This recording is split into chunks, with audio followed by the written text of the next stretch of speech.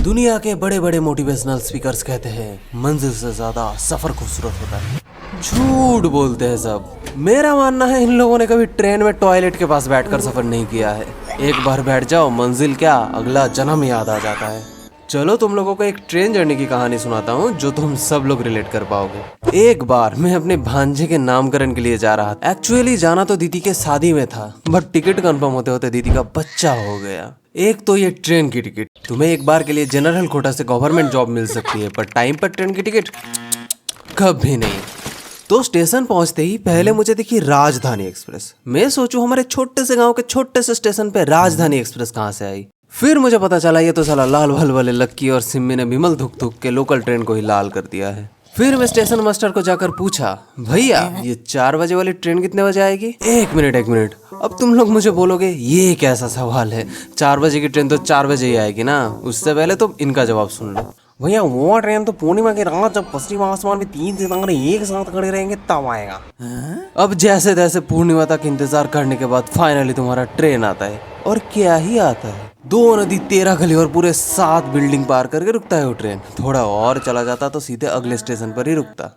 अब तुम जब ट्रेन में चढ़ने वाले होते हो तो माँ कसम वहां पर एक डोरेमोन की शक्ल की आंटी प्रकट होती है और वो अपने साथ पूरे 21st सेंचुरी का सामान लेके आती है। अब वो ना तुम्हें चढ़ने देती है ट्रेन पर और ना ही ट्रेन वालों को उतरने देती है स्टेशन पर। बस धपाधप अपना सामान फेंकती रहती है ट्रेन के अंदर। अब सारे सामान डालने के बाद आखिर में अपने बच्चे को ट्रेन पर उठाती है। आखिर में 2-4 बच्चे तो स्टेशन पर ही छूट जाती है। मैं बोला, आंटी आपके बच्चे छूट गए? तो बोलती है, कोई बात नहीं बेटा, गाँव जाकर हमें नहीं करने हैं। अब इतने सारे ड्रामा के बाद आखिरकार तुम ट्रेन में चढ़ते हो। अब तुम लोग नॉटी और टाइप के फैन, तुम लोग स्टेशन पर एलिवेटर, भाई साहब एस्केलेटर होता है। हाँ जो भी हो, तो तुम लोग स्टेशन पर एलिवेटर देख के शौक होते हो। मैं तो एक्सप्रेस ट्रेन पर पहली बार टॉयलेट देख के शौक हो गया था। मेरे खुराबाती दिमाग में पहला सवाल ये आया कि ये टट्टी जाती कहाँ है।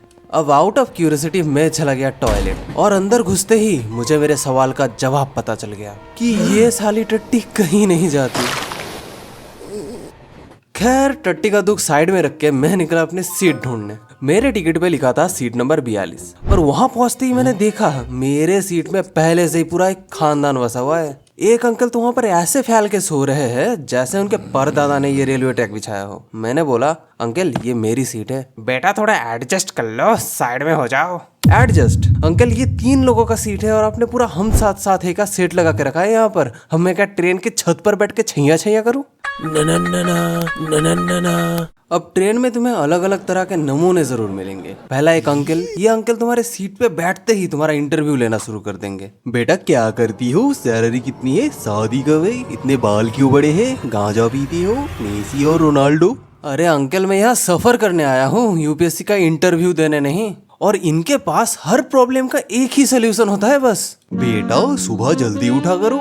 फिर आता है खाता पीता फैमिली। ये लोग 2 घंटे के सफर के लिए इतना खाना लाते हैं जैसे रास्ते में ही कोरोना का अगला वेव आने वाला हो। ट्रेन चलने के 5 मिनट बाद ही इनका डब्बा खुल जाता है और पूरे कोच में ऐसी महक आती है कि टीटी भी अपना रास्ता भटक जाए। फिर आते हैं प्रोफेशनल स्लीपर्स। ये लोग ट्रेन में चढ़ने से पहले ही सो चुके होते हैं। इनकी खराटे की आवाज इतनी तेज होती है कि ड्राइवर को हॉर्न मारने की जरूरत ही नहीं पड़ती। ये लोग स्टेशन मिस कर देंगे पर अपनी नींद को सैक्रिफाइस नहीं करेंगे। और तुम्हें सफर में एक ऐसा आदमी जरूर मिलेगा जो 2 घंटे के सफर में 69 बार टॉयलेट जाता है, वो भी तुम्हें अपने सामान की जिम्मेदारी देके। तुम बस 2 मिनट आंख बंद कर लो, ये आदमी फिर आकर बोलेगा, भैया मेरे सामान का ध्यान रखेंगे, मैं जरा वॉशरूम हो गया आया। अबे तू इस सामान की छोड़, तू पहले उस सामान का फिक्र कर। अगर तुम्हें अभी भी कुछ कमी लग रही है तो फिर आते हैं द रेलवे एवेंजर्स। ट्रेन में भूख लगे या ना लगे, ये वेंडर्स तुम्हें खाने में मजबूर जरूर कर देंगे। इनका चाय चाय बोलने का तरीका इतना फास्ट होता है कि एमिनेम भी सुन ले तो रिटायरमेंट ले ले।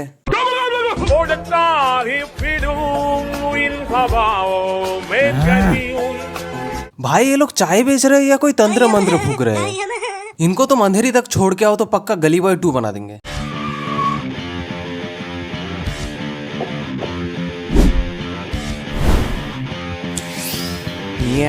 चाय चाय चाय चाय, गरम गरम चाय चाय ले लो तुम मुंह में अपनी, मेरी ये गरम चाय।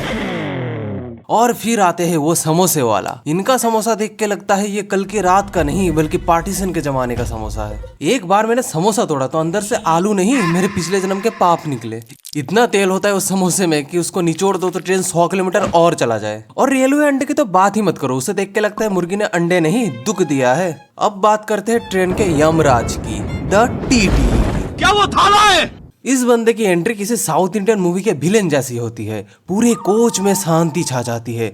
जो लोग बिना टिकट के टॉयलेट में छुपे होते हैं उनके हार्ट बीट ट्रेन के इंजन से भी ज्यादा तेज धड़कने लगती है। और ये टिकट भी ना टीटी को देख के पता नहीं कहाँ छुपन छुपाई खेलने लगता है। अब इतने सारे ड्रामा के बाद आदमी थोड़ा सा चैन से सोना चाहेगा, बट टिकट है अपर बर्थ की, मतलब तुम्हें माउंट एवरेस्ट फतेह करना पड़ेगा। ऊपर से वो इमरजेंसी चेन साला इतना पास लटकता है कि डर लगता है कहीं नींद में करवट ली और चेन खिंच गई तो स्टेशन मास्टर सीधे मेरे सपनों में आकर फाइन वसूल करेगा। सुबह जब डेस्टिनेशन आया तो ट्रेन रुकने के 20 मिनट पहले से ही लोग दरवाजे पे ऐसे जमा हो गए जैसे बॉर्डर पे जंग लड़ने जा रहे हो। मैंने भी अपना बैग उठाया और भीड़ में कूद गया। स्टेशन से बाहर निकल के दीदी को फोन किया तो पता चला भांजे की नामकरण खत्म हो चुका है। अब वो स्कूल जाने के लायक हो चुका है। इस वीडियो को बनाने में फ्रेम बाय फ्रेम मेरे सारे बाल झड़ चुके हैं। तो अगर तुम्हें ये वीडियो देख के थोड़ा सा भी मजा आया तो नीचे वो जो लाइक और सब्सक्राइब का बटन है उसे बिमल थूक के लाल कर दो मेरे यारो। और मुझे इंस्टा पे जरूर फॉलो कर लेना, वहां पर तुम्हें और भी कुछ कंटेंट देखने को मिलेंगे। तो चलो मिलते हैं अगले वीडियो में, तब तक नीचे कॉमेंट करते जाना और इस वीडियो का मीम बना के इंस्टाग्राम पे मुझे मेंशन करना मत भूलना।